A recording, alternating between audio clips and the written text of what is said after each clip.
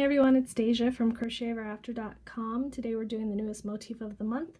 This is March 2015, and this is a square filler motif. So this is kind of a basic 2-round motif that can be made in 1 or 2 colors, and it's great for using in place, or not in place, but with other motifs. So it's a nice small motif that its dimensions can be changed pretty quickly, so you can move it and grab it and pull it around however you want it to look.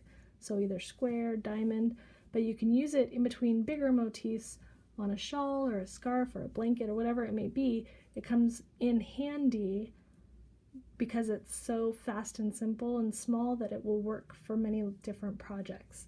So I'm making this in worsted weight yarn. You can make it in any kind of yarn for your project that you need. And we're using a 5mm USH hook. So if you want to make the same exact size, grab those and the pattern that is below, and we'll get started. Okay, we're going to start off our motif by making a slip knot on our hook. And we're going to chain 6 and then join it with a slip stitch. So the chain 6 is going to create an open center for our motif. So we yarn over from back to front and pull through, and I always point my hook straight down at the loop to get through nice and easy. And then once you have your 6 chains, you're going to go ahead and slip stitch in the first chain that you made. So the sixth chain from your hook. So I'm just going to insert my hook anywhere there because we're going to cover it up with round 1. Yarn over, or kind of lay over your yarn over your hook and pull it through. Pull through the loop on your hook. Now you have your ring. So this is a pretty easy ring to work into. It's nice and large. So I'm just moving the tail out of the way. We're going to go ahead and start round 1. So the very first thing we're going to do is chain 1 and then single crochet right into the ring. And the chain 1 is just to bring the single crochet up to a good height so it's not all squished down. Then we're going to chain 3. This is going to bring up our height for a treble crochet. So the next thing is we're going to treble inside the ring.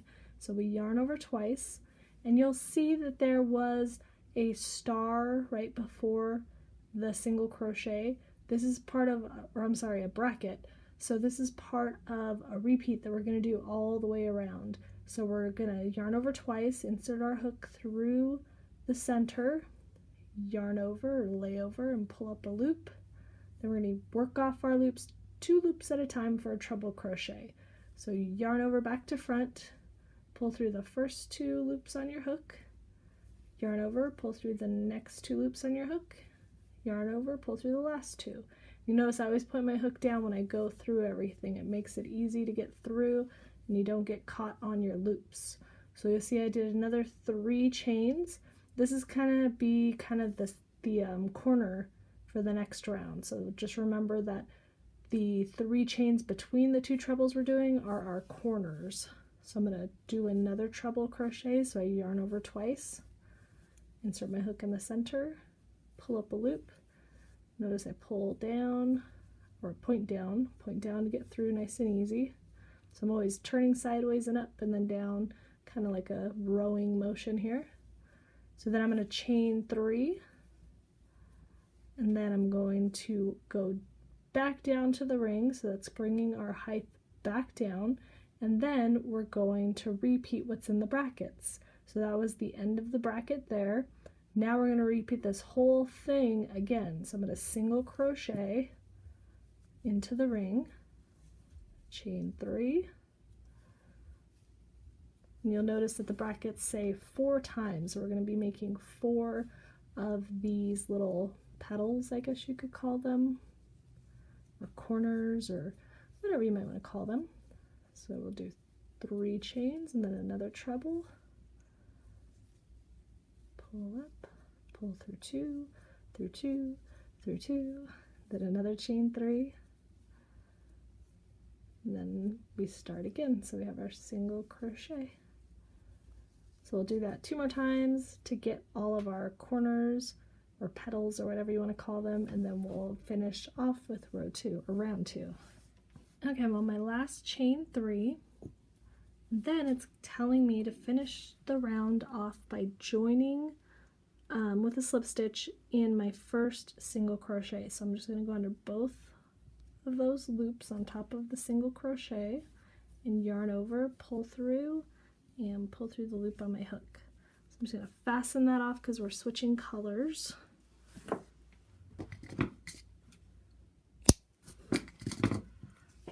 So what we have is our little 4-pointed motif so far.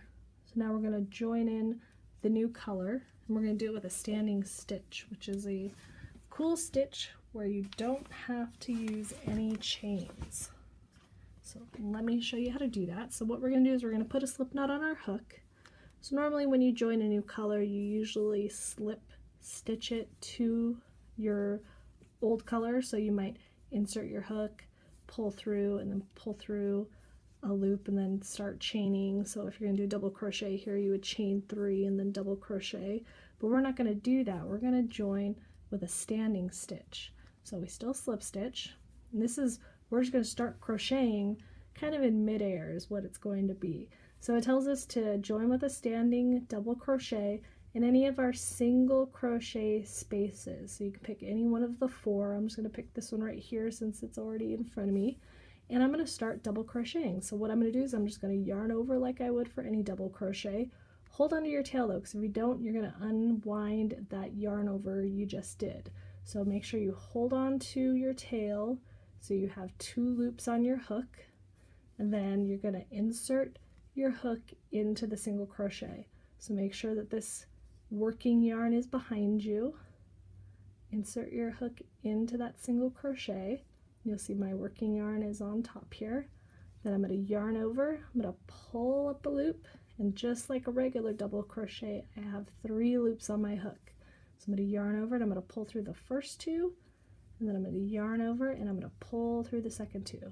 So this standing double crochet created our round.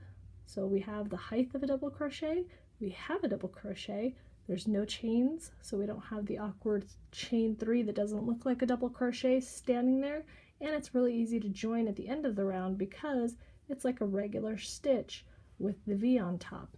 The only difference is your tail is up top instead of down here, but still simple to weave in, not a problem at all.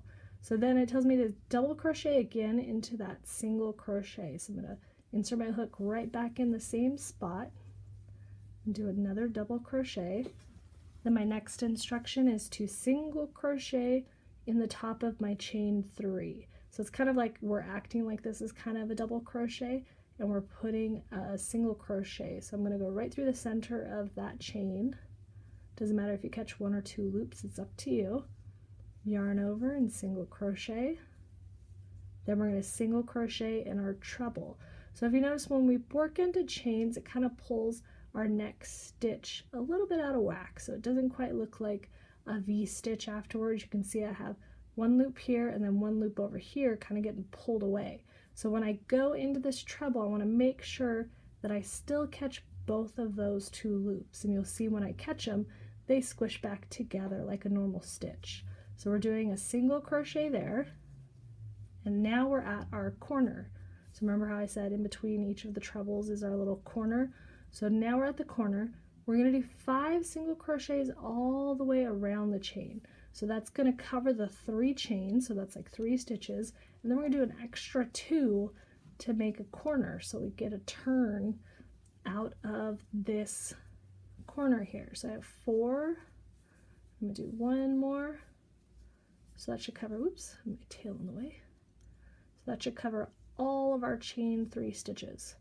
Then we have the opposite of this side we just did. We have a single crochet in the top of our treble, and you'll notice that I pulled my stitches over on the chain before I got to this treble, because I'll show you over here real quick that a lot of times this is going to kind of cover the top of your stitch. So you just want to pull it out of the way so that you can see your stitch so you can work into it. So we have a single crochet here, and then a single crochet in the top of this chain 3. So I've got that, and then we repeat everything. We are now, well, this is kind of the end of our repeat since we started with kind of a different instruction here. So we have 2 double crochets in our single crochet. So you can just move your tail out of the way or crochet it into your work however you like to do it. But we're going to do 2 double crochets, and now our repeat begins over. So this is what we're going to do all the way around, but I'm going to show you over here real quick how that corner looks. So again, I'm going to single crochet at the top of my chain 3, and then single crochet into my treble, and then I'm going to do the 5 here. So I'm just doing them quick like I normally would, and you'll see how they kind of get in the way of my treble. There's 4 and 5. So if I just started trying to look for my treble, it's actually almost completely covered. These are all my chains, 1, 2, 3, and my treble is covered by this last single crochet. So I need to pull that over. You can see my treble stitch has just become uncovered, so that's the one that was covered.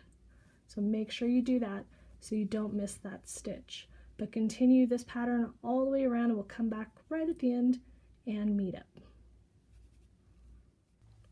Okay, I'm just finishing the very last single crochet of the round. So now I'm back to my standing stitch, and you can see it looks just like all my regular stitches, and we're going to join up the round by slip stitching into that first stitch.